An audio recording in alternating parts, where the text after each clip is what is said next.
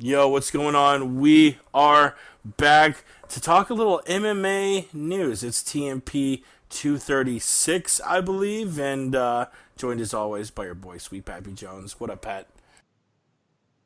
Oh, Jake, we are just chilling. It is another terrific day over here, just maxing out. Looking forward to another weekend of some fun UFC cards. Man, it's fun. Just been a great summer full of action, and ready for that trend to continue with another sweet card.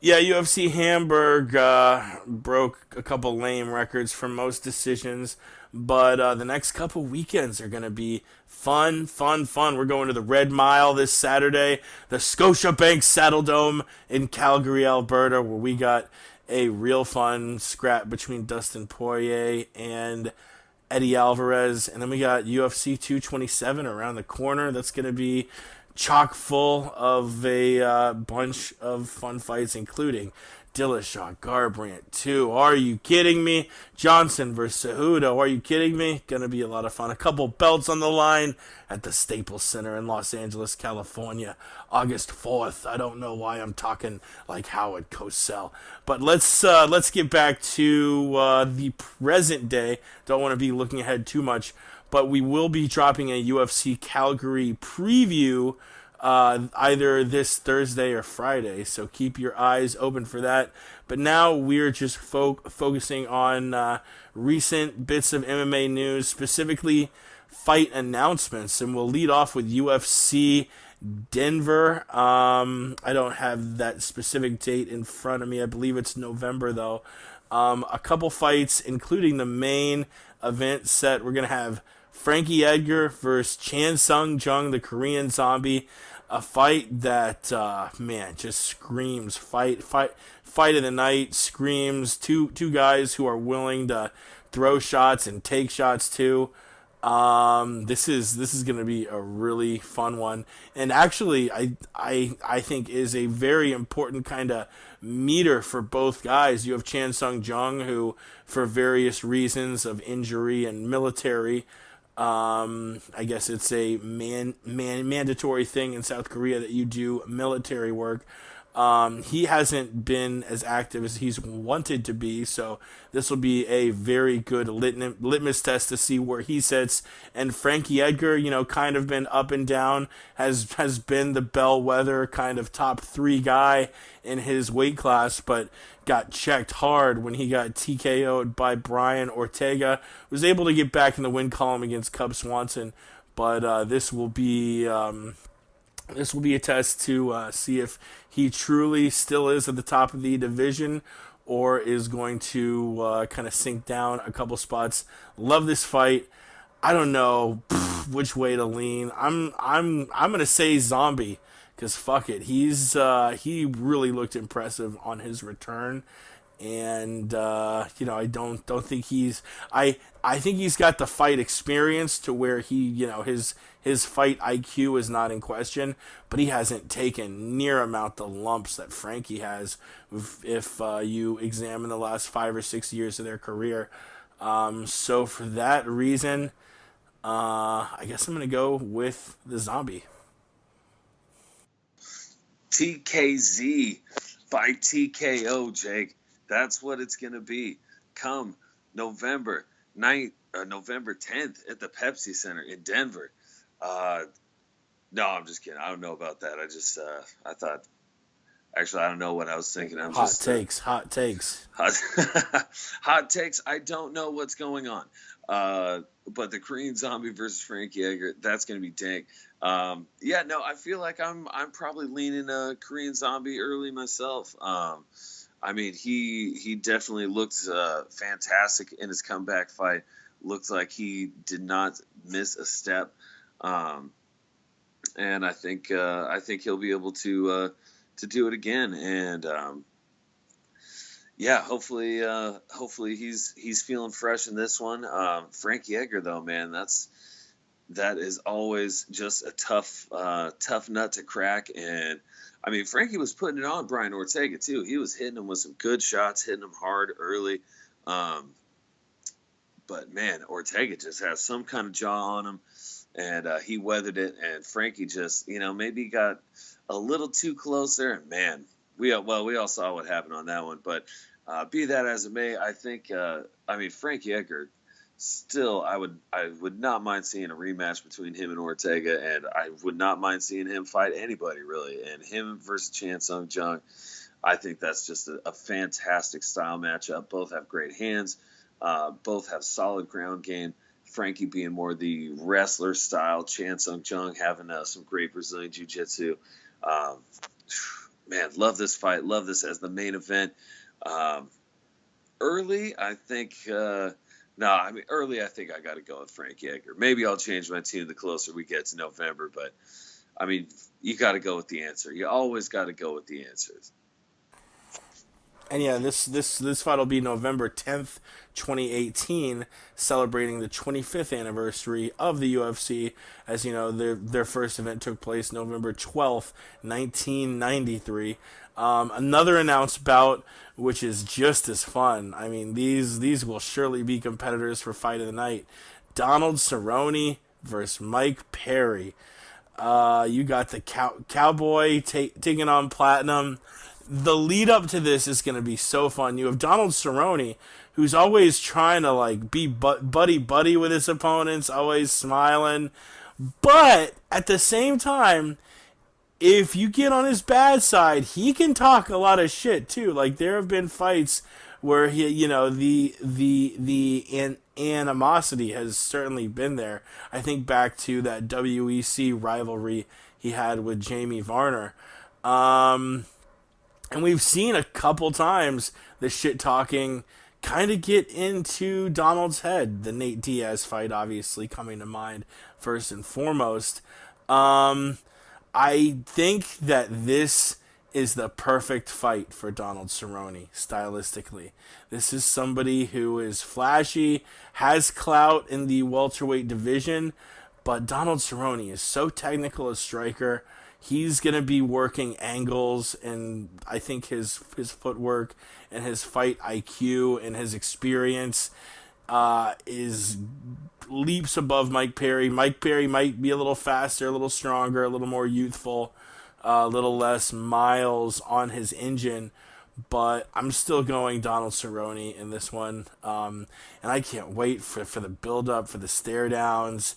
It's gonna be a great time. I'm really looking forward to this event, and so far we're 2 for 2 for great fights. So excited to see what other fights they stack up on this card, the 25th anniversary card going down in Denver.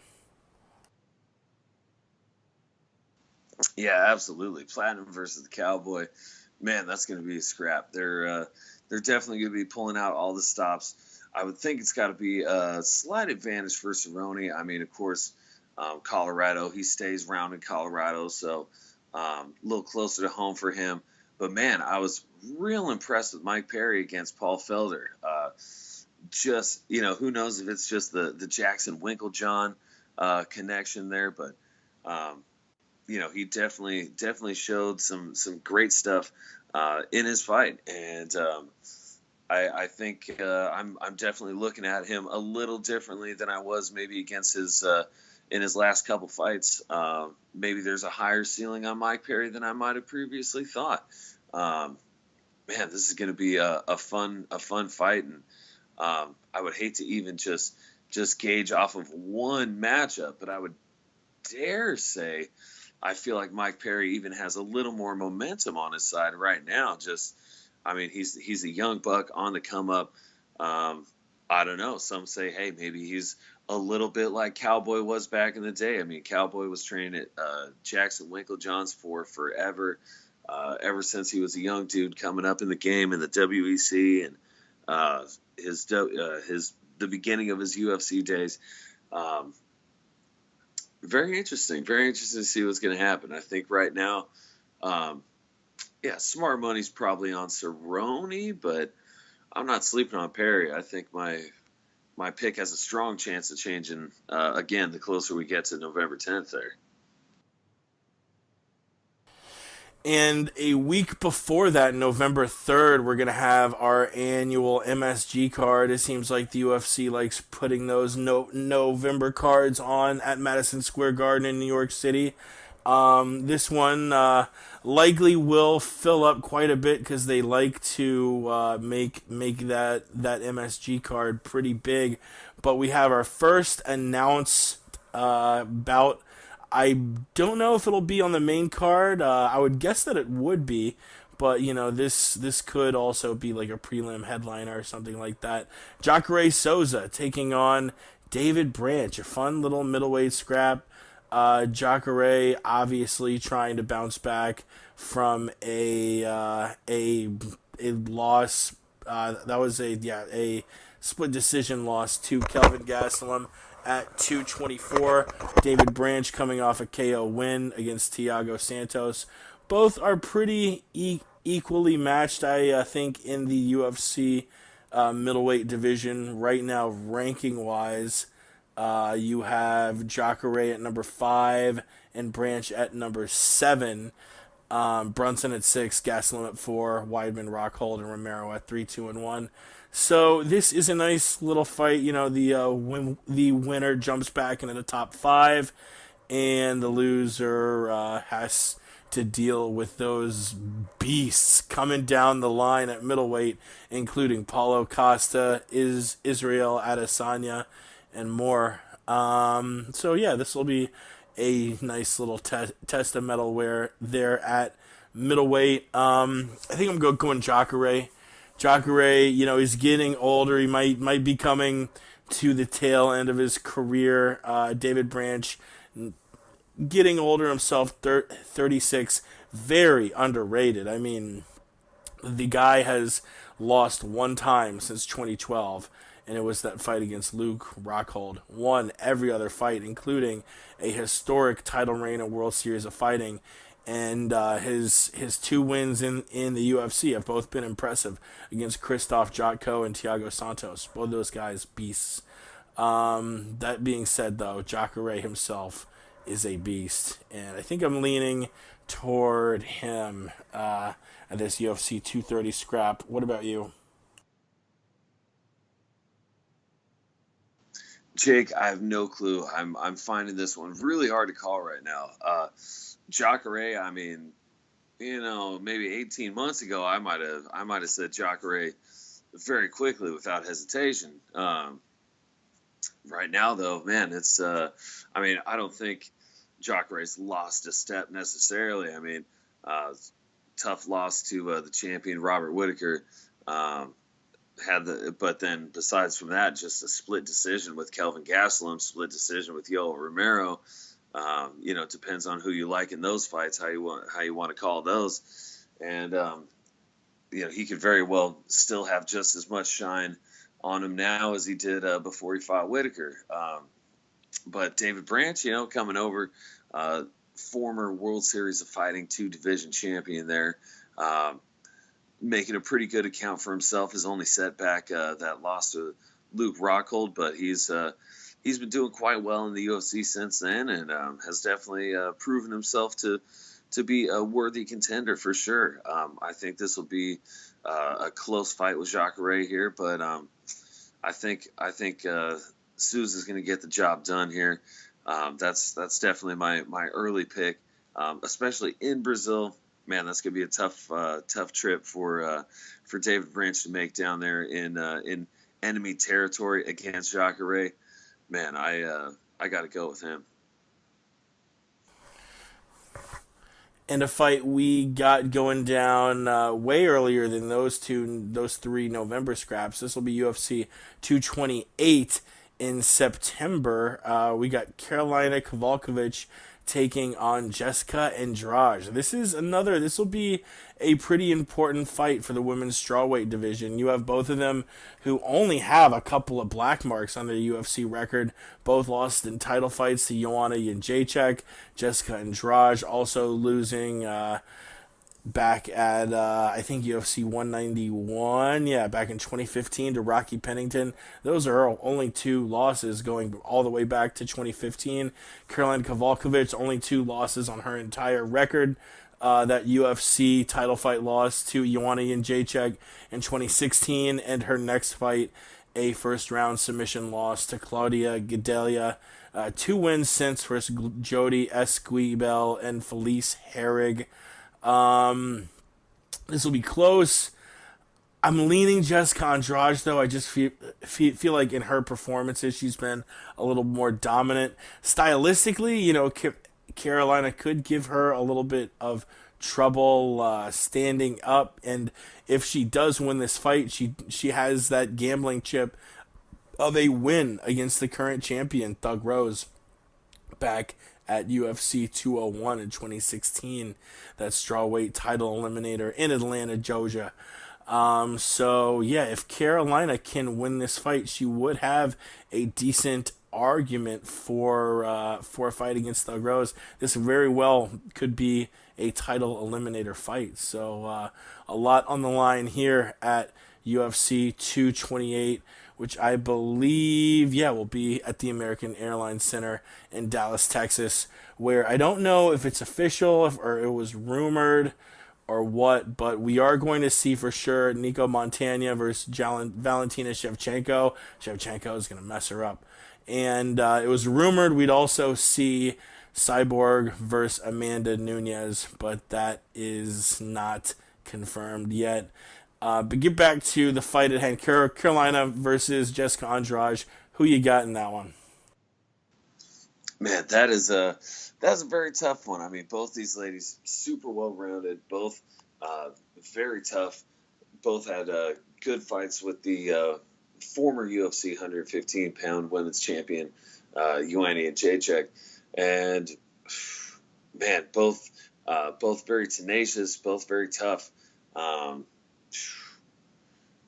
I think early, I'm probably leaning towards Kowalkiewicz in this one, but I don't know. Jessica Andrade, she's next level. I've been super impressed with her as of late, and she's got such a strong grappling expertise. I think that's really going to be a big key in this fight. Would not be surprised to see her take it. Right off the top of my head, I'm saying Karolina Kowalkiewicz is going to take it, but again, subject to change. Both these ladies, fantastic. Yeah, both up there at women's strawweight, and like I said, I wouldn't be that shocked if this ends up being a title fight. One last fight, I guess we'll get to, that's not really confirmed yet, but there was a picture circulating of Vitor Belfort at the UFC main office shaking hands with Dana White, and in the background on this whiteboard you see this giant list of dates, fights, locations, gates for fights that have happened, and main events. And if you squint and look real closely, you see that Mark Hunt and Alexei Olnik are penciled in for the main event of that UFC Moscow fight card that they're putting on. Nothing yet, but if that fight were to happen, you have Mark Hunt, who did get a TKO win against Derek Lewis that essentially saved his career after losing to Brock and Alistair. Since then, he got back in it at UFC 221 in February, lost to Curtis Blades. Alexei Olnik, on the other hand, is coming off a win against Junior Albini, but he also lost to Curtis Blades. They share the similar most recent loss. Curtis Blades defeating both of them by finish. Hard to pick against Mark Hunt just because he's such a wild character. Alexei Olnik really, we have gotten to know him since 2014, and he's fought 7 times in the UFC, but he has a ton of fights on his record. 56, 11, and 1. Spent most of his time fighting around in Russia and Poland. He's 41 years old compared to Mark Hunt's 44. So we might be pushing records as far as oldest combined age in a UFC fight. But I guess I'm going with Hunt in this one as my doorbell goes off. I don't know if the mic picked that up. But Pat, who are you taking in this main event? Oh man, this is going to be a fun one. Mark Hunt, definitely one of my favorites of all time, um, ever since the Pride days. And Alexei Olenek definitely has endeared himself to me with his performances in the UFC. Definitely um, very fun to watch. It seems like he's got great skills everywhere, striking and the ground. Very creative. Seems like he's uh, just got a little bit of everything there. And Mark Hunt, of course, has shored up his ground game in the years past, and always legendary kickboxing and striking skills. Um, Early, I'd say I'd probably have to give the advantage to Olenek, just hometown, home country, anyways, things like that. Um, Mark Hunt, of course, is about as live a dog as it ever gets, and we are talking about the heavyweight division, 265 pounds. I mean, that definitely, anything can happen with those gloves on, those low 4 ounces, and Mark Hunt is made a living for many years, basically his entire life, just knocking out dudes, and quite often dudes that are bigger than him. I want to say Atlantic's going to have a little bit of a size advantage on Mark Hunt here. That very well may help. Oof. Actually, no, you know what? Screw it. I'm not saying Atlantic early. I'm saying Hunt right now. Yeah, I'm saying Hunt. Man, going to be a good scrap, but I got to go with the Super Samoan Mark Hunt. And you got a little time to change your mind if you want. That'll be September 15th in Moscow, Russia. A very important event, the UFC's first trip over to the motherland. And I believe that's all the breaking fight news, fight announcements we got. Like I said, we'll be back in a couple days to preview this fun UFC Calgary card, headlined by Eddie Alvarez and Dustin Poirier. It's going to be a bunch of fun, a lot of bangers on that one. Pat, any last words before we put a bow on it, ship it out to the people? Oh, Jake, always a pleasure.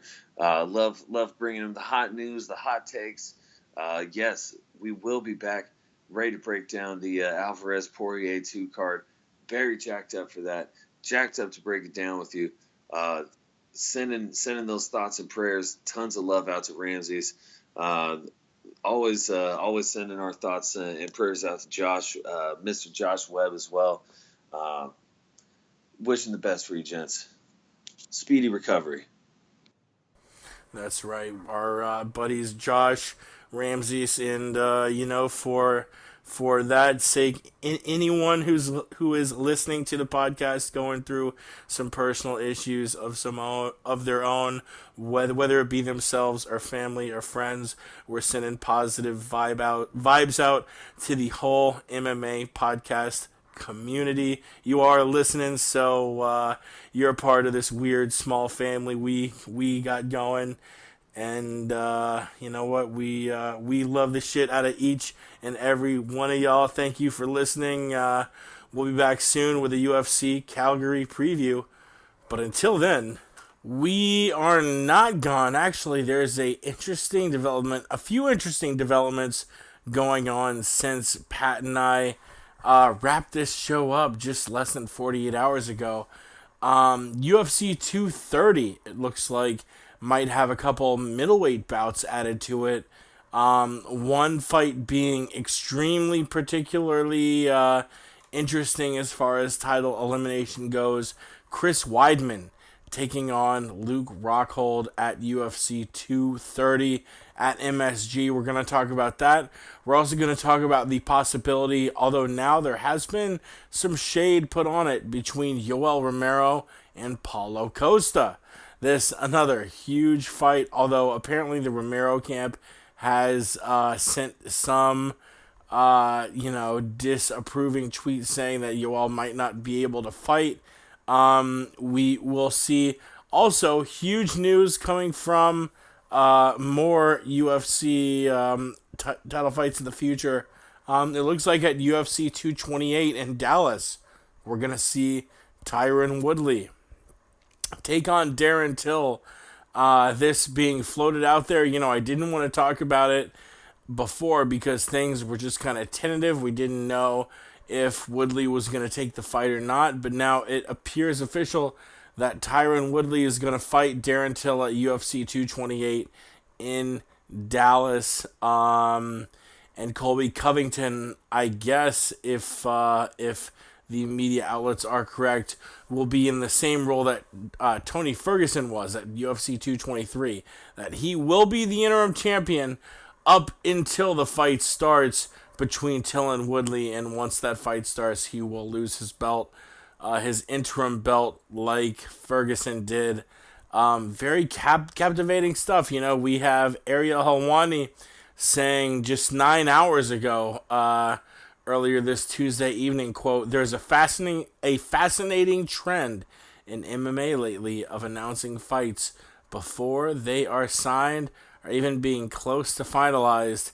So we were going to send this episode out, but there were just a ton of things that went down, including, those two big UFC 230 potential matchups between Weidman and Rockhold, between Yoel Romero and Paulo Costa. You have Derek Brunson calling Izzy Adesanya out for UFC 230. That would be fun. Lots of stuff working down. We appreciate you listening. We will be back tomorrow soon for a UFC Calgary preview. And until then, we're gone.